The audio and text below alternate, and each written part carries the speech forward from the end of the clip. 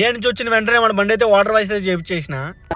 నేనైతే ఇండియాకి పోయి 3.5 నెలలు అయితే అయిపోయింది. పెయింటింగ్ చేయించి పెయింట్ వేసిన వెంటనే మన బండి వాటర్ వాష్ కి అయితే తీసుకొచ్చిన. అయితే చాలా సార్లు వాటర్ వాష్ చేయించా కానీ ఇలా అయితే ఎప్పుడు చేయించలేదు. లోపల సీట్ల కింద నీళ్ళు అయితే పట్టదని చెప్పాను. అందుకని ఫస్ట్ సబ్బును అయితే బట్టి తర్వాత గాలితో అయితే కొట్టినాడు. ఇదైతే ఫస్ట్ టైం. ఎప్పుడు చేతి అయితే తుడుస్తారు. కింద వచ్చేసి ఆల్రెడీ సిగ్నల్ అయితే ఉంటుంది. రేట్లు వచ్చేసి ఇలా ఉన్నాయి. బైక్ దగ్గర నుంచి హాఫ్ లారీ వరకు అయితే క్లీన్ చేస్తారు వీళ్ళు. ఇక్కడ కనపొచ్చిన వాటిలో మీరు ఏ వెహికల్ తోలుతున్నారో ఒకసారి కామెంట్ చేయండి. పాత వాటర్ వాష్ ఉన్నప్పుడు అది పెద్దగా క్లీన్ చేసేవాళ్ళు కాదు. ఈసారి ఏమో తెలియదు కానీ సూపర్ గా అయితే క్లీన్ చేసినాడు. ఇక్కడ వాటర్ వాష్ అయిపోయిన వెంటనే బయటకు వచ్చేసి పెట్టేసిన అంటే ఇక్కడైతే తుడుస్తారు నీట్ గా. లొకేషన్ వచ్చేసి అవెన్యూ సిగ్నల్ రైట్ కొట్టిన వెంటనే ఈ సిగ్నల్ రైట్ లో అయితే ఉంటుంది హుమేది అని చెప్పేసి. బంగాళాలో అయితే ఇక్కడ క్లీన్ చేశారు. మొత్తానికి మనం వచ్చిన పని అయితే అయిపోయింది. అయిపోయిన వెంటనే షువేక్ లో ఉన్న B2Bకి అయితే వెళ్ళాను. ఇక్కడికే ఎందుకు వచ్చానంటే ఇక్కడ మనకు హోల్సేల్ లో సామాన్లు అయితే దొరుకుతాయి. మొత్తం బకాలాకి ఇక్కడికి చాలా రేట్లు అయితే డిఫరెన్స్ ఉంటాయి. ఈ నూనె వచ్చేసి దినార్ 750 ఫిల్స్ ఇక్కడైతే.